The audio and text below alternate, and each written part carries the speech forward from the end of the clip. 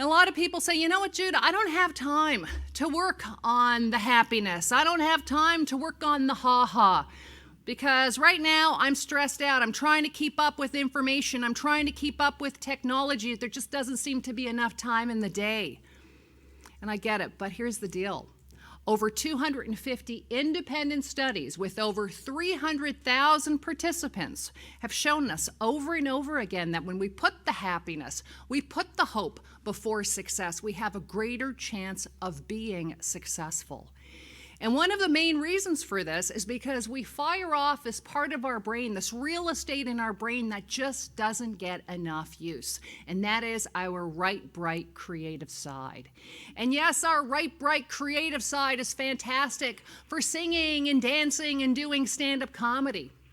But it's that creativity overall that leads to innovation. In fact, creativity and innovation are two of the most sought after abilities right now. In fact, a recent book, I just did a blog post about A Whole New Mind by Daniel H. Pink. When we activate our right, bright, creative side, when we're relaxed, that creativity that leads to innovation, it keeps us ahead of what the robots can't do, what keeps us ahead of AI, because we're activating the design, we are activating the symphony, fitting things together, we're activating empathy, we're activating emotion, we're activating play, we're activating purpose. And all of this innovation, like I said, is keeping us ahead of the robots, keeping us ahead of AI. So activating our right, bright, creative side is incredibly, incredibly important. As a result, when we associate information with humor, that right, bright, creative side, we have a greater chance of remembering that information. I'll give you two quick examples. I was coming back from a conference in England, and I was on the plane, and I'd fallen asleep during the safety video, and 2 minutes later I woke up, everybody was laughing on the plane.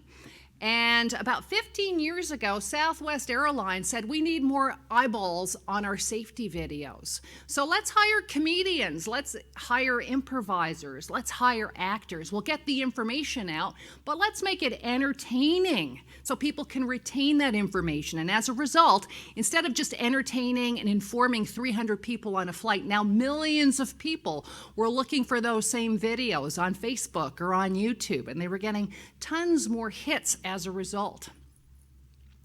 Another example of associating information with humor, you might have heard of a story a couple of years ago where a gentleman saw a woman pulled off to the side of the road. She had passed out in her vehicle. He broke the window, he pulled her out, he started doing CPR.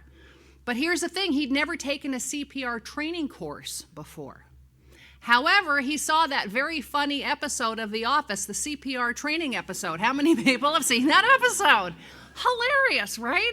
And in that moment of stress, of going into the grip, he remembered, like they said in that episode, if you do the chest compressions to the beat of Staying Alive, that's the actual beats per minute that you should be doing the chest compressions to. He was actually on the side of the road singing out loud, staying alive, Paramedics arrived 10 minutes later.